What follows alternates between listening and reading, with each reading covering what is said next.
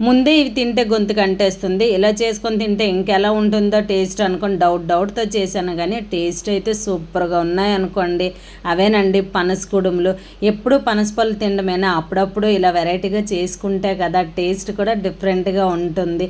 మా పిల్లలు తింటారో లేదో అనుకున్నాను గానీ చాలా ఇష్టంగా తిన్నారు.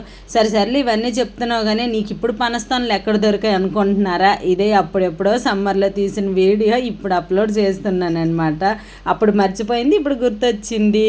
ఫస్ట్ అయితే పనసతొనలో సీడ్ తీసేసి చిన్న చిన్న ముక్కలుగా కట్ చేసుకొని కొన్ని ముక్కల్ని మిక్సీ జార్లో వేసుకొని మెత్తగా పేస్ట్ చేసుకొని పక్కన పెట్టుకోవాలి. ఇంకొన్ని ముక్కల్ని అయితే మగ్గించుకోవాలన్నమాట. ఫస్ట్ కడాయి తీసుకొని అందులోకి బెల్లం వేసి వాటర్ వేసి కరిగించుకొని వాటర్ని వడపోసుకొని పక్కన పెట్టుకొని అదే కడాయిలోకి నెయ్యి వేసుకొని చిన్న చిన్న ముక్కలుగా కట్ చేసిన పనస ముక్కల్ని వేసుకొని పచ్చిదనం పోయేంత వరకు వేయించుకొని అందులోకి బెల్లము కొబ్బరి తురుము వేసి తిక్కుగా అయ్యేంత వరకు ఉడికించుకొని పక్కన పెట్టుకోవాలి. ఇప్పుడు ఒక ప్లేట్ తీసుకొని అందులోకి ఒక కప్పు వరకు బియ్యం పిండి ముందుగా పేస్ట్ చేసి పెట్టుకున్న పనస పేస్ట్ని వేసుకొని బెల్లం వాటర్ వేసుకొని మెత్తగా ముద్దలాగా కలిపేసుకోవాలి. ఇప్పుడు ఇందులోంది ఒక చిన్న ముద్ద తీసుకొని దాంట్లోకి ముందుగా మనం రెడీ చేసిన స్టఫ్ని పెట్టేసి రౌండ్గా బాల్స్లా చేసి స్టీమ్ చేసుకొని తింటే ఉంటుంది. ఆ టేస్టే వేరే లెవెల్ అనుకోండి. వీడియో నచ్చితే లైక్ చేయండి.